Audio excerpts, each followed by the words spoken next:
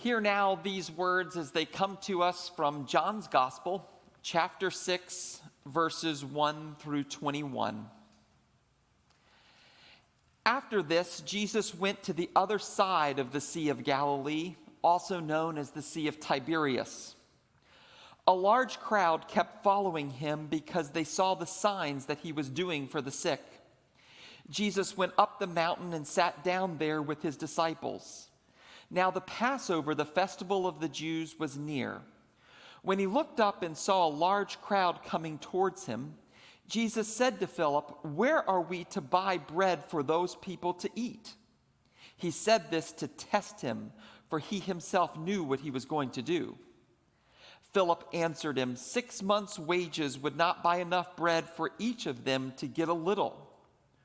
One of his disciples, Andrew, Simon Peter's brother, said to him, "There is a child here who has 5 barley loaves and 2 fish.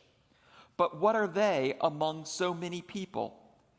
Jesus said, "Make the people sit down." Now there was a great deal of grass in the place, so they all sat down, about 5,000 in all. Then Jesus took the loaves, and when he had given thanks, he distributed them to those who were seated. So also the fish, as much as they wanted. When they were satisfied, he told his disciples, "Gather up the fragments left over so that nothing may be lost." So they gathered them up, and from the fragments of the 5 barley loaves left by those who had eaten, they filled 12 baskets.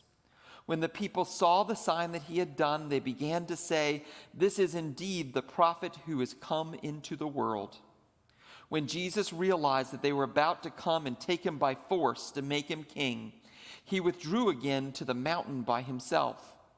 When evening came, his disciples went down to the lake, got into a boat, and started across the lake to Capernaum. It was now dark, and Jesus had not yet come to them. The lake became rough because a strong wind was blowing. When they had rowed about 3 or 4 miles, they saw Jesus walking on the lake and coming near the boat, and they were terrified. But he said to them, "It is I, do not be afraid." Then they wanted to take him into the boat, and immediately the boat reached the land toward which they were going.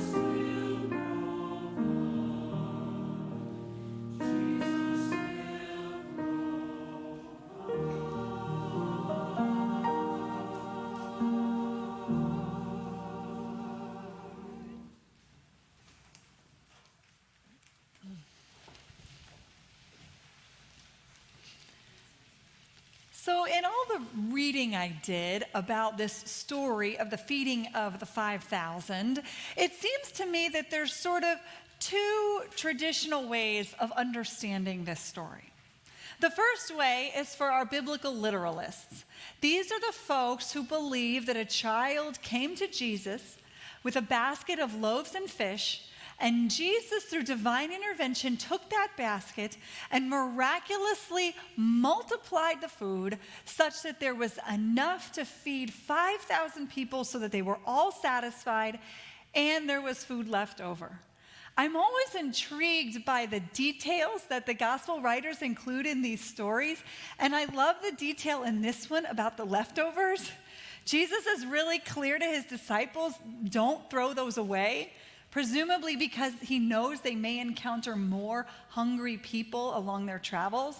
But when we're thinking about what to do with our extra or leftover food, or maybe the food we haven't used that's in our pantry, that's something to think about. Jesus says something about leftovers.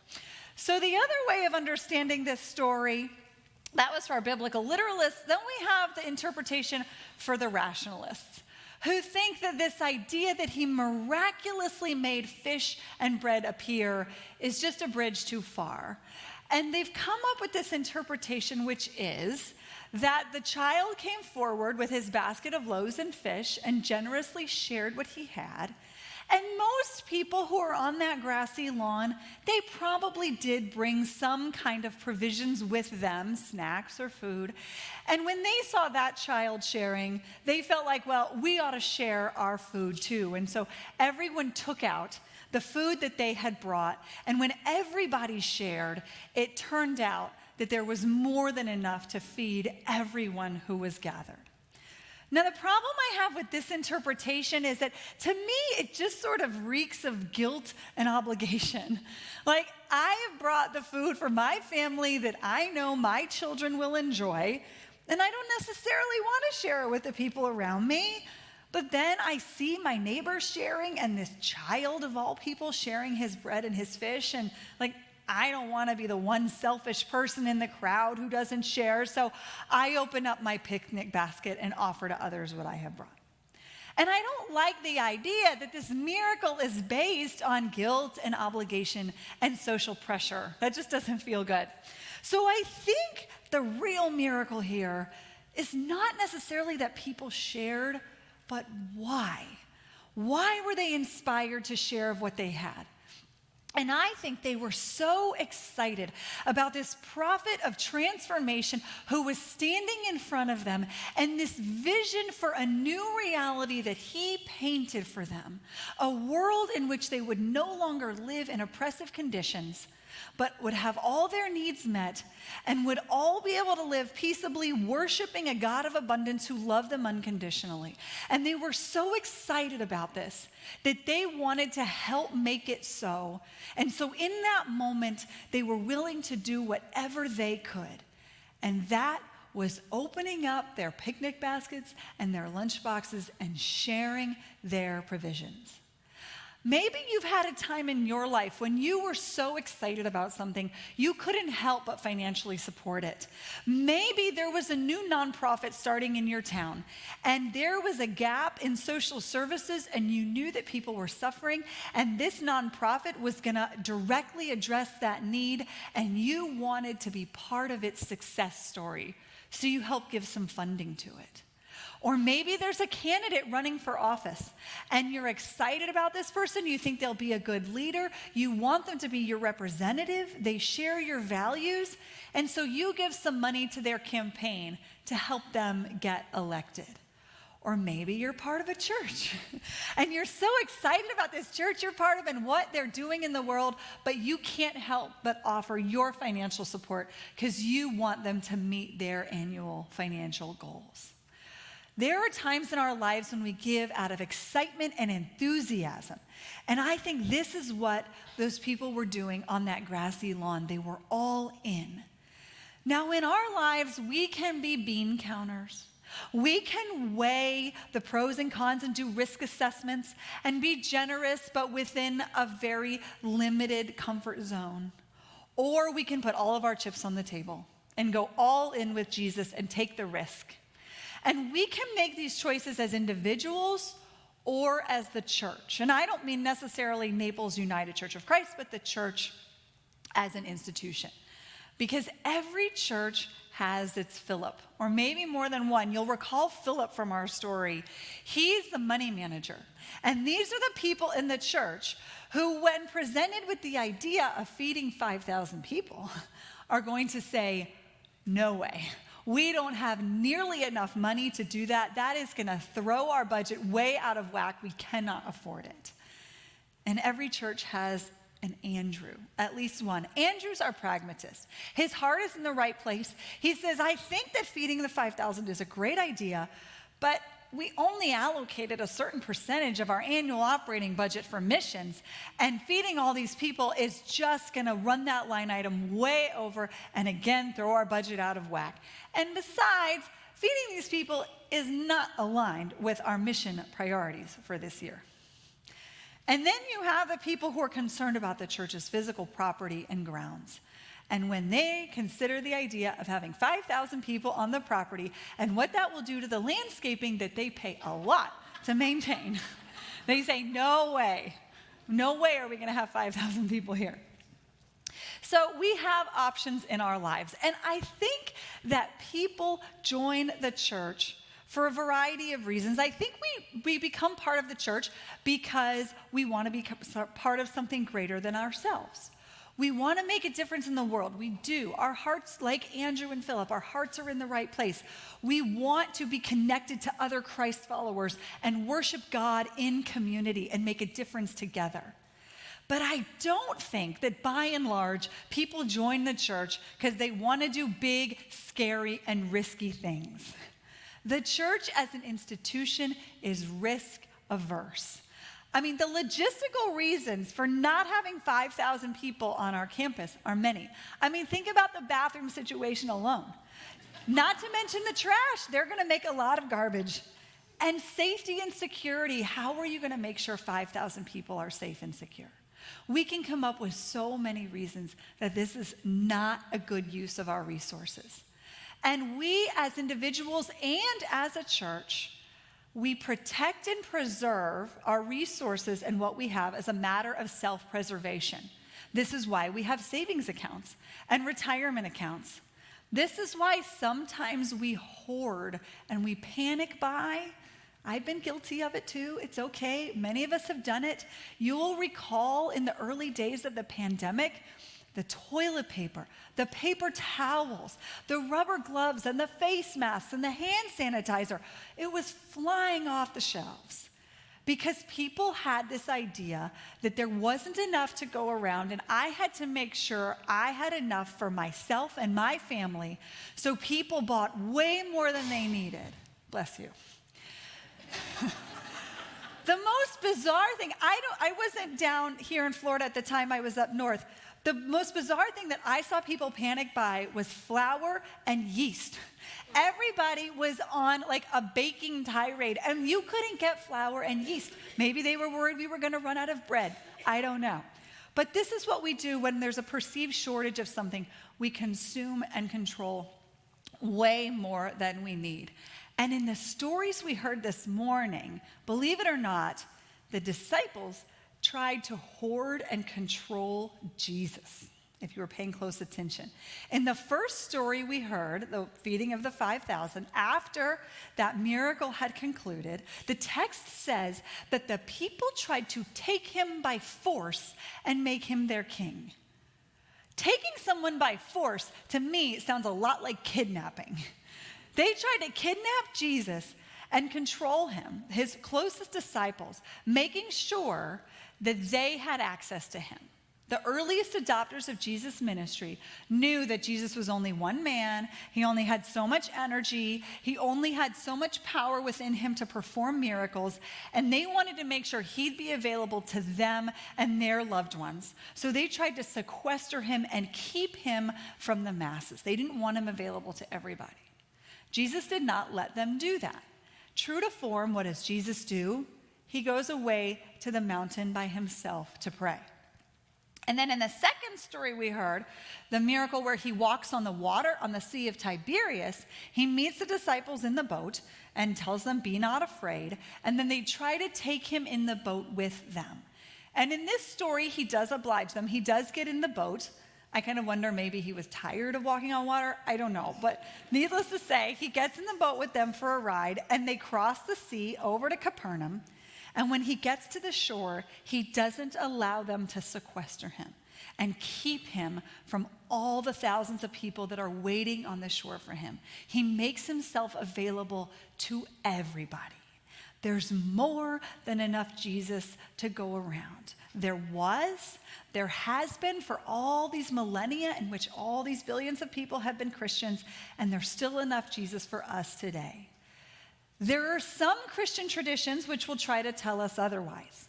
Some branches or flavors of Christianity will say things such that you need to be part of our congregation or our community because we are the true believers in Christ. And in order to have a personal relationship with Jesus, you have to be part of our understanding of Christianity. And the subtext is that everybody else is a fraud, right? And I, of course, don't agree with that. I think that's really misguided. We worship a God who fed 5,000 people. And our job as followers of Christ is to trust in the God of abundance who provided manna in the desert and water in the desert, and the God who has provided for all of human history and still does for us today. We have a tendency to worry that there won't be enough. And when we worry, we start worshiping the false idol of scarcity. We know what this worry says to us. It says things like, you won't have enough money to live on.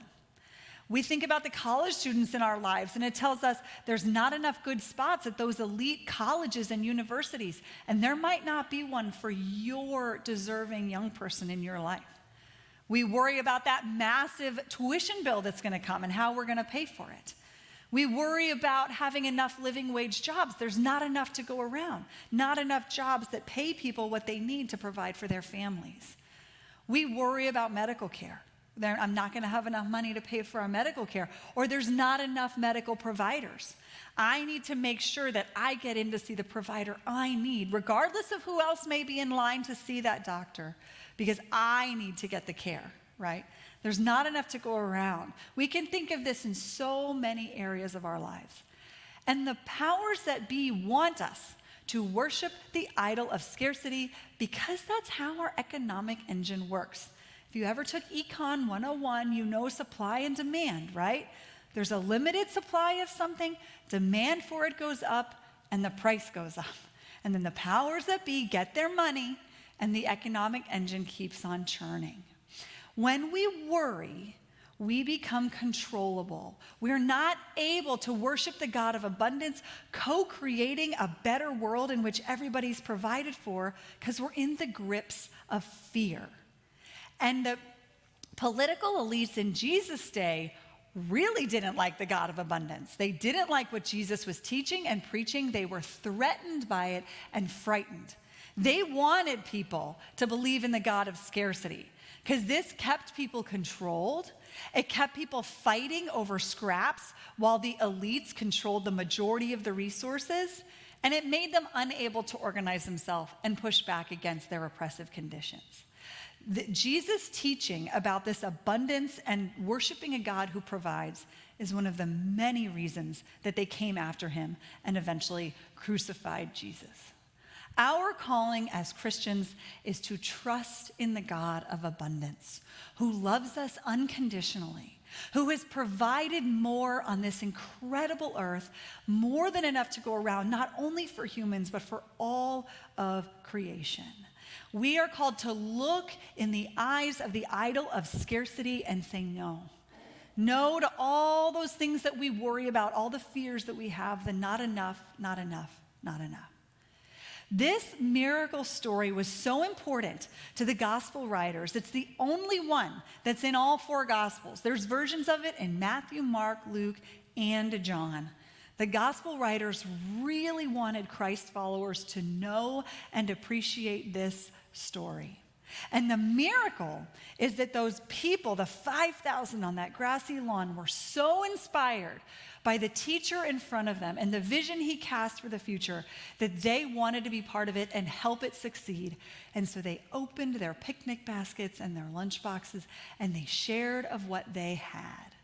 May we be so inspired this day that we are willing to share of what we have, trusting in a God of abundance, so that we will be ready if we are asked to feed 5,000. Amen.